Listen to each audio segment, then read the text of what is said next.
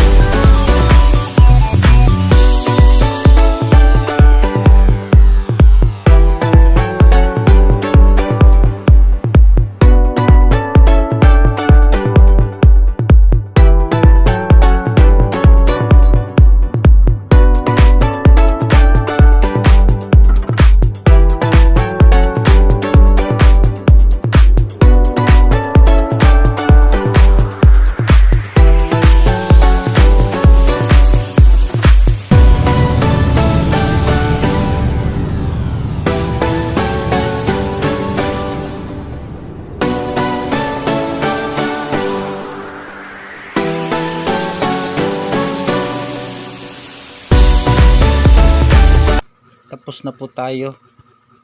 Subukan po natin kung okay ba yung pagkakabit natin sa belt, kung mag-function ba yung water pump para sa kanyang tubig sa radiator, tsaka yung alternator kung okay ba yung pagkakabit niya. Paki-double check na rin po, tsaka subukan na po natin para malaman natin kung okay ba ang ating pagkakagawa.